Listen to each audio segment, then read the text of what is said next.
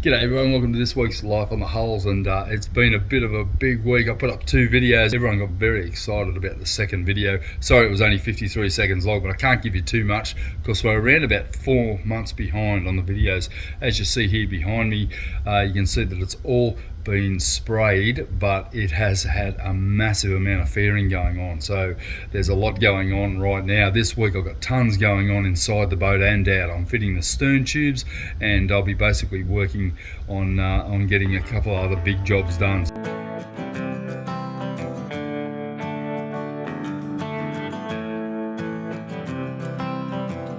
Right, time to do this side. I'm going to basically core it all and hopefully have it all filled by lunchtime. By the time I come back from lunch, it'll be ready for finishing.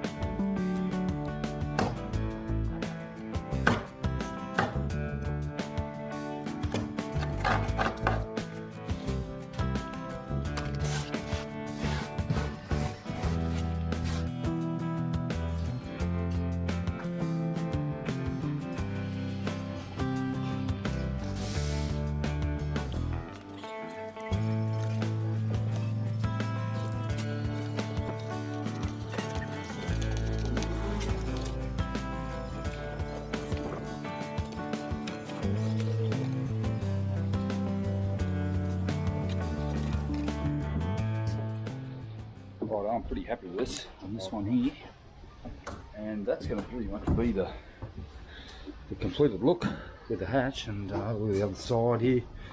Keep going from one side to the other. I'm doing them in unison, not doing one and then getting better. I'm just doing them both at once. And then these twats over here have been giving me a hard time. They just sent me a pretty rude video, caught me on my phone, and I'll just put that on now, but bad language alert and improper themes alert as well. Yep. As we look into the wild, we see the beast in his natural habitat, doing absolutely sweet fuck all, like he normally does, sitting on his phone, probably watching porn, probably midget porn.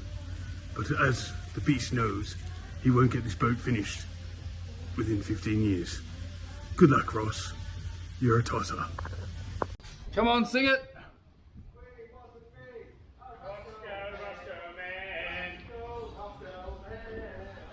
Midget man.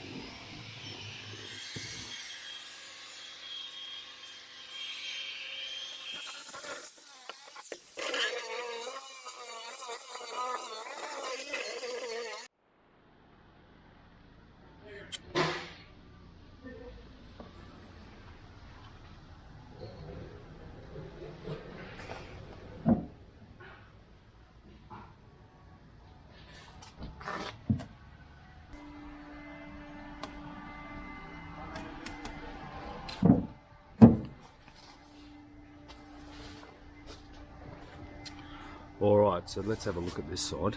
It doesn't look anything like that. It's pretty ugly. It's going to need some serious fairing and sanding and hand detail, and that's pretty much the next 2 hours. Rossco.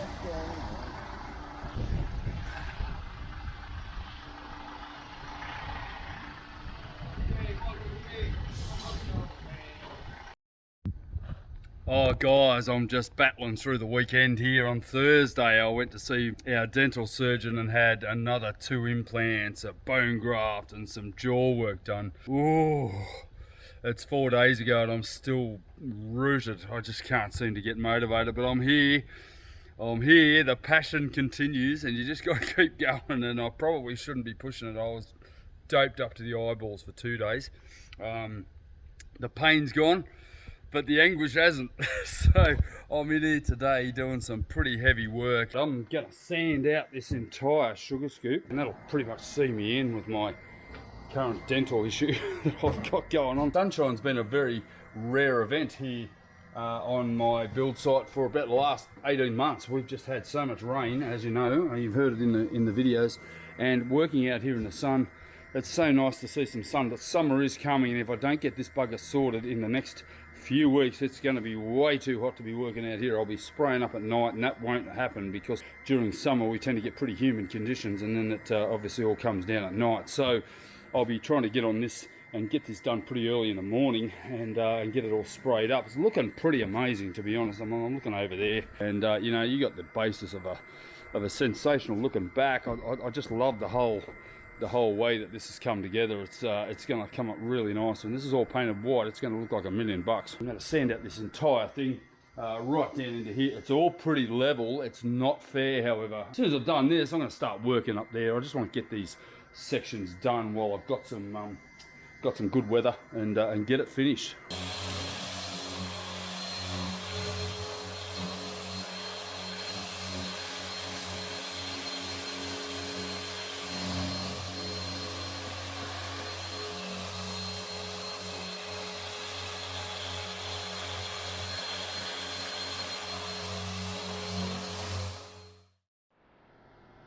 I am so happy with the way this has come up. You like my little scallops from my ladder? I think that's a winner. It looks really nice, a nice little bit of detail in a lot of bloody ugly stuff, but I've just got finished sanding this whole thing. I'm going to sand out the box that is going to house the ladder as well, and then tomorrow I can basically laminate that in. But yeah, there's a lot of dust, and you got to clean this up pretty quickly because you get a windy day, it just blows everywhere. You don't want this stuff in the atmosphere. I'm going to try and catch it in a bag and bury the shit.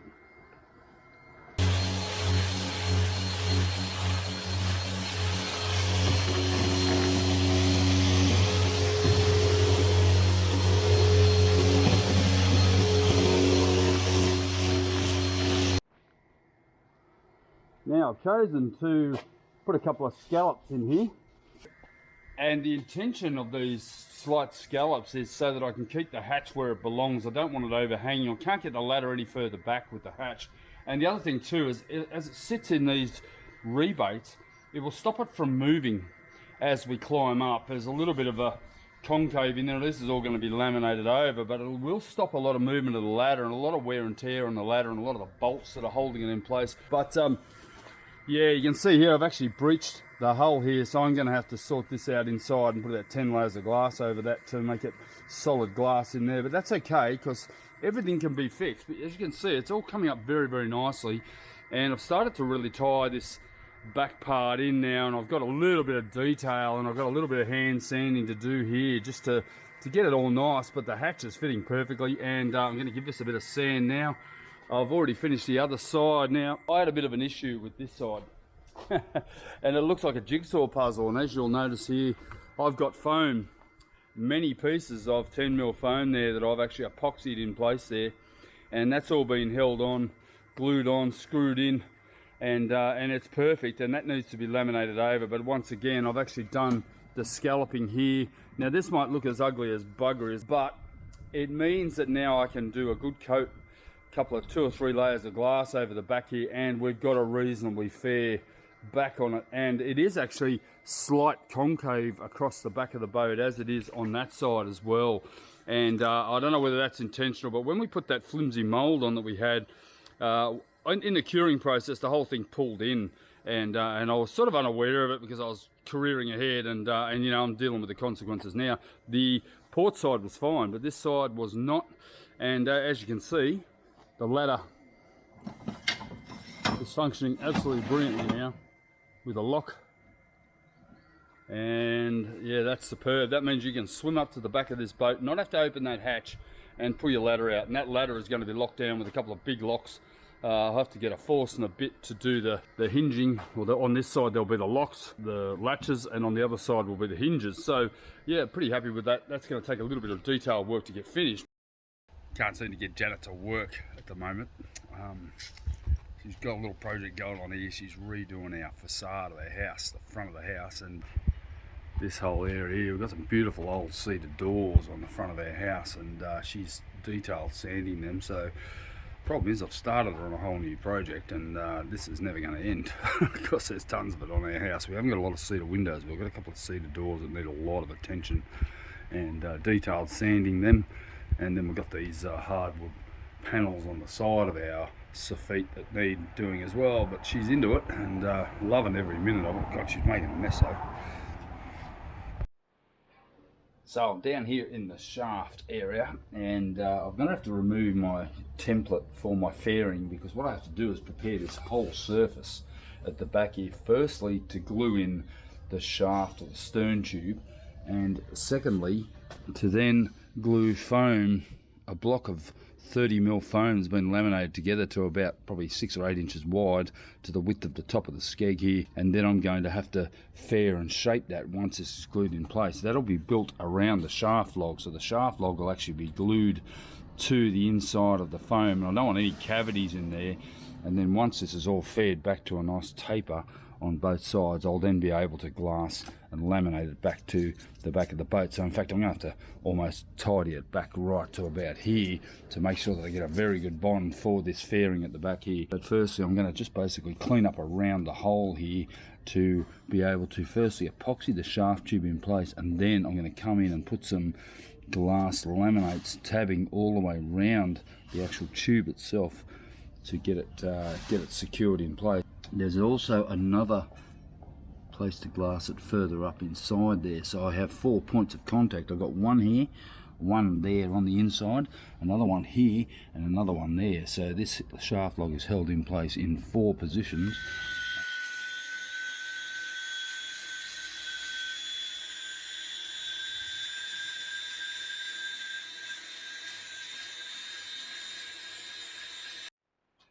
I think I picked the hottest day of the year to install the shaft logs. Now these stern tubes are GRP, or they're glass reinforced plastic fiberglass. They need a good sand and prep before you can even consider putting them in to the dead wood or the dead glass, in my case on our boat.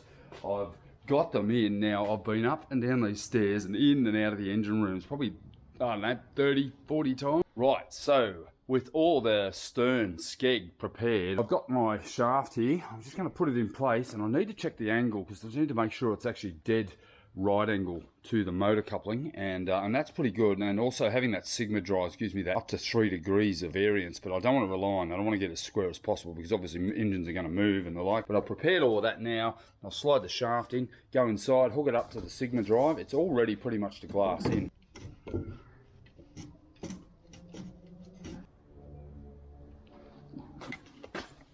I've had to overlise this hole a little bit, and I've put a shim in there in the bottom. Now what I'm going to do, I'm going to actually put some epoxy in there and epoxy the tube in place, and then put that shim in place so that it will hold it at exactly the angle we need it. Now you'll notice one other thing too is the screw, or the grub screw for the cutlass bearing. I need to make sure that I can actually access that. I don't want it underneath.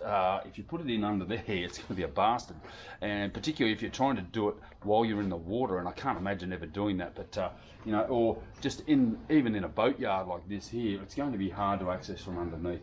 And I also need to make sure that that has some sort of silicone plug or something on it, so that anti-foul doesn't foul that split on the screw head, so I can easily get that out. That's one of the things I'm pretty paranoid about, and I know that I can speed up my whole work process in a yard by doing little things like that, making sure that it's accessible on both sides. So I've shimmed that one, and then on the other side I've got a little bung in here. This is in exactly the right place as well, so I'm pretty happy with the positioning of all this.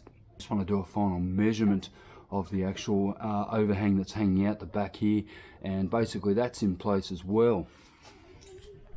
So I'm slaving away on the end of the boat here, and this guy sort of knocks on the door, and he'd run into Janet over in the supermarket and said, "Are you Ross's wife?" And here's Mark from Victoria. Yeah, there we go. And from Geelong. Mark's from Geelong in Victoria, down in Melbourne, but he's originally from Cape Town and used to do some work for Yeah, we fitted Robertson some and doors Kane? for Robertson Kane.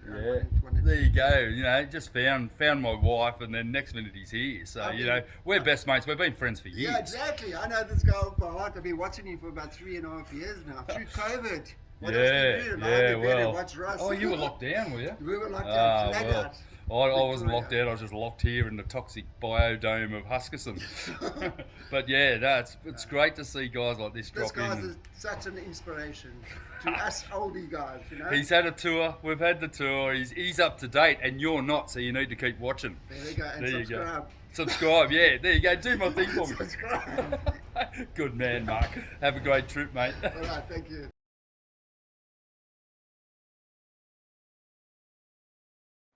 Now I'm going to do one final run up here and just show you what it looks like inside. I've got a couple of little pieces of foam jammed into the stern tube to put it in place. So I'll go down into the port side first. And here we are in the engine room. You'll notice down in here, just going to go over the back here for the moment. Okay, down in there, that's pretty much ready to go. It's going to need a little bit of alignment once I get the glue in place. And this is going to set it in place, and then I'm going to laminate on this side, on the other side, on the other side, and then on the outside as well. So it's going to be held in place in 4 positions. Look, I love the fact that I've got shafts. I know it is going to detract from performance in this particular boat, but from a maintenance point of view, this is going to save me squillions in the future, and I'll never have that electrolysis issue we have with the aluminium and all that other corrosion and stuff that everybody seems to be having. This is a major milestone moment.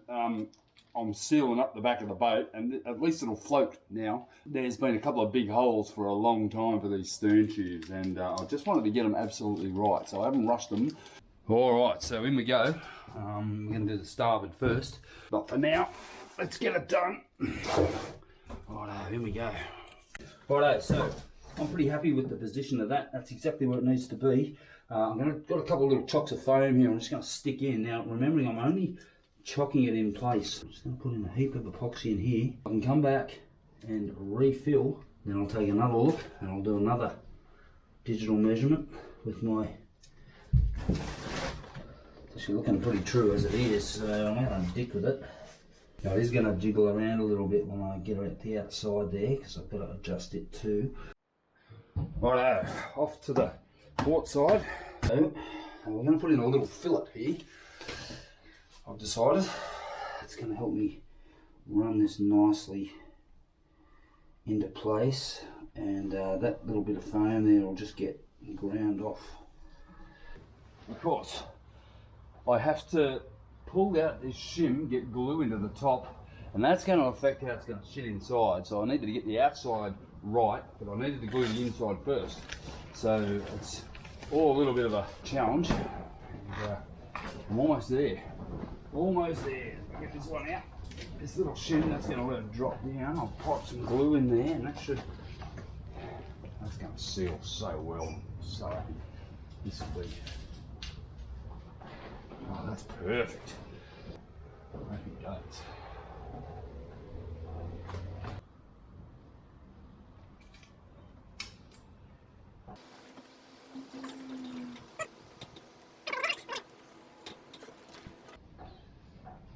Stern tubes, thus mounted, as Mads would say. So everybody, all of you watch Mads.